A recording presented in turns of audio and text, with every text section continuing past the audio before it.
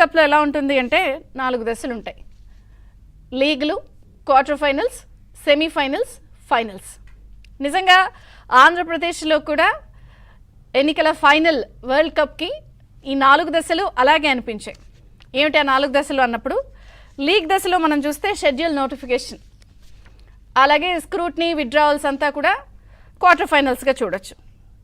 ఇక ప్రచారం, అధికార ప్రతిపక్షాల మాటలు, యుద్ధం, అలాగే మేనిఫెస్టో. ఈ మేనిఫెస్టోని సెమీఫైనల్గా భావించవచ్చు. ఇంకా మనం అనుకున్నట్టు వరల్డ్ కప్ ఫైనల్ మే 13. సో ఇంకా కేవలం 12 రోజులే ఉంది వరల్డ్ కప్ ఫైనల్ లాగా. ఆంధ్రప్రదేశ్ భవితవ్యం తేలిపోవడానికి ఇంకా 12 రోజులే ఉన్న నేపథ్యంలో ప్రస్తుతం అంతా కూడా సెమీఫైనల్ లెవెల్కి రీచ్ అయిపోయాం. సో ప్రధాన పార్టీల మేనిఫెస్టోలు వచ్చేసాయి. నిన్న ప్రధానంగా ఉమ్మడి మేనిఫెస్టో, ఎన్డీఏకి సంబంధించిన ఉమ్మడి మేనిఫెస్టో రిలీజ్ అయింది. టీడీపీ అధినేత మాజీ ముఖ్యమంత్రి చంద్రబాబు నాయుడు, జనసేన అధినేత పవన్ కళ్యాణ్, అలాగే బీజేపీ నుంచి సిద్ధార్థనాథ్ సింగ్ వీళ్ళందరూ కలిసి విడుదల చేశారు.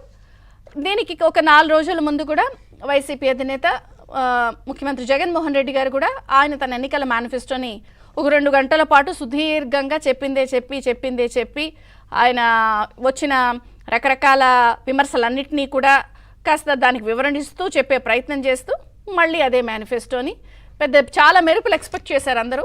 కానీ అలాంటి మెరుపులు ఏం లేకుండానే మళ్ళీ ఒక 2 గంటల పాటు ఆయన మేనిఫెస్టోని ప్రకటించారు. ఎప్పుడైతే ఆయన మేనిఫెస్టోని ప్రకటించారో సొంత పార్టీ నాయకులు, సొంత క్యాడరే ఇదేం మేనిఫెస్టో, అసలు ఇలా చేశారేంటి అని వాళ్లే ఆశలు వదిలేసి కాడొదిలేసిన పరిస్థితి. ముఖ్యమంత్రి గారే చేతులు ఎత్తేసారా, హ్యాండ్స్ అప్ప ఆ మేనిఫెస్టో చూసి అందరూ మాట్లాడుకున్నారు, పైకి అనలేని పరిస్థితి. ఇక ఎప్పుడైతే నిన్న కూటమి మేనిఫెస్టో రిలీజ్ అయిందో ఒక్కసారిగా మళ్ళీ అందరూ కూడా నిజంగా ఇది రఫ్ ఆడించిందిగా. జైలర్ సినిమాలో వర్త్ వర్మ వర్త్ అని అన్నట్టు నిజంగానే కూటమి మేనిఫెస్టో వర్త్ మేనిఫెస్టో అన్న చర్చ యావత్ ఆంధ్రప్రదేశ్లో ప్రారంభమైపోయింది. ఎందుకంటే అభివృద్ధి ప్లస్ సంక్షేమం అనే కాంబినేషన్లో పూర్తి స్థాయిలో ఆదాయం పెంచుతాం, దాన్నే పంచుతాం అనే ఒక సూత్రాన్ని పాటిస్తూ చాలా చక్కగా మేనిఫెస్టోలోని అంశాలని పొందుపరిచిన తీరుని మనం గమనిస్తే, విశ్లేషిస్తే అభివృద్ధి ప్లస్ సంక్షేమం అనే కాంబినేషన్లో, జోడెద్దుల కాంబినేషన్లో కూటమి మేనిఫెస్టో ఉందన్న అభిప్రాయం సర్వత్రా వ్యక్తమవుతోంది. వాళ్ళ ప్రధాన మేనిఫెస్టోకి సంబంధించిన హైలైట్స్లో కూడా మనకి సామాజిక పెన్షన్ ప్రతి నెల 4,000 ఏప్రిల్ నుంచి వర్తిస్తామని ముందే చెప్పారు. బడికి వెళ్లే పిల్లలందరికీ ఏటా 15,000, ప్రతి కుటుంబానికి 25 లక్షల ఆరోగ్య బీమా, ప్రతి రైతుకు 20,000 పెట్టుబడి సాయం, మళ్లీ అమరావతి నిర్మాణం, ఆర్థిక రాజధానిగా విశాఖ, కర్నూలు తక్షణం హైకోర్టు బెంచ్. ఇవి చాలు గేమ్ చేంజర్గా మాట్లాడుకుంటున్నారు. సో ఎప్పుడైతే ఇరు పక్షాలకి సంబంధించిన మేనిఫెస్టోలు వచ్చేసాయో పోలిక బిగినైపోయింది. ఎవరి మేనిఫెస్టోలో ఎలా ఉన్నాయి, రైతులకు ఎలా ఉంది, విద్యార్థులకు ఎలా ఉంది, యువతకు ఎలా ఉంది, అభివృద్ధి ఎలా ఉంది, సంక్షేమం ఎలా ఉంది, నిజంగా వీళ్ళది బాగుందా వాళ్ళది బాగుందా, వీళ్ళది వర్త వాళ్ళది వర్త. కానీ ఎక్కువ శాతం ఇప్పటికే టీడీపీకి సంబంధించిన సూపర్ 6 బలంగా వాళ్ళు మహానాడులో ముందే మినీ మేనిఫెస్టో రూపంలో ప్రకటించేశారు.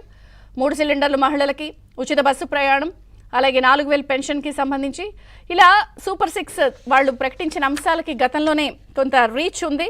అలాగే జనసేన షణ్ముఖ వ్యూహం, బీజేపీ కూడా ఈ మేనిఫెస్టోకి కూటమి తర్వాత ఇప్పుడు ఉమ్మడిగా కలిసి రావడం అనేది నిజంగా అరే రఫ్ ఆడించారుగా అనే చర్చ ప్రారంభమైపోయింది. మొత్తంగా చూస్తే దీన్ని భరించలేని ముఖ్యమంత్రి గారు మాత్రం గతంలో ఎలా తన ఆవేశాన్ని, తనదైన ఒక స్టైల్ ఆఫ్ మాడ్యులేషన్ని సభల్లో, బస్సు యాత్రలో ఎలా ఆయన బటన్ నొక్కినప్పుడు ప్రదర్శించారో, నిన్న కూడా మేనిఫెస్టో వచ్చేసిన తర్వాత ఆయన తనదైన స్టైల్లో తన ఆవేశాన్ని మేనిఫెస్టో పైన, కూటమి పైన, చంద్రబాబు గారి పైన మళ్ళీ కక్కేసిన సందర్భం. ఆయన ఏమన్నారో ఒకసారి చూద్దాం, ప్లీజ్ ప్లే. కాని మాటలు, సాధ్యం కాని హామీలతో సూపర్ 6 అంటా ఉన్నారు, సూపర్ 7 అంటా ఉన్నారు. నమ్ముతారా అని అడుగుతా ఉన్నాను. ప్రతి ఇంటికి కేజీ బంగారం ఇస్తామంటా ఉన్నా, నమ్ముతారా? ఏమక్క నమ్ముతారా? ప్రతి ఇంటికి బెంచ్ కారు కోరిస్తామంటున్నారు, నమ్ముతారా? ఆలోచన చేయమని కోరుతా ఉన్నా. చంద్రబాబు నాయుడు గారి విశ్వసనీయత, చంద్రబాబు నాయుడు గారి సాధ్యం కాని హామీలను ఏ స్థాయిలో ఉన్నాయి అనంటే, ఈ 2014లో ఇదే చంద్రబాబు ఆయన పక్కన మోడీ గారు ఆయన పక్కన దత్తపుత్రుడి ఫోటో పెట్టుకొని చంద్రబాబు సంతకం పెట్టి మీ ప్రతి ఇంటికి పంపించిన ఈ పాంఫ్లెట్ లో కనీసం ఒకటంటే ఒకటి జరగని ఈయన విశ్వసనీయత ఏ స్థాయిలో ఉంది అనంటే ఈ రోజు ఈ పెద్ద మనిషి చంద్రబాబు నాయుడు గారు మేనిఫెస్టో అంటూ డిక్లేర్ చేశాడు. డిక్లేర్ చేస్తే ఏమైందో తెలుసా? డిక్లేర్ చేస్తే పైనుంచి బీజేపీ ఫోన్ చేసి అయ్యా నీ ఫోటోనే పెట్టుకో, మోడీ ఫోటో మాత్రం నీ మేనిఫెస్టోలో పెట్టుకోవాకు, మేము ఒప్పుకోము అని అంటా ఉన్నారు. చూశారు కదా, ఒక పక్కన ఉమ్మడి మేనిఫెస్టో చక్కగా బీజేపీ ప్రతినిధులు, అధినేత, టీడీపీ అధినేత, అలాగే పవన్ కళ్యాణ్ ముగ్గురు కలిసి చక్కగా రిలీజ్ చేశారు. ప్రజల్లోకి చర్చ ప్రారంభమైంది.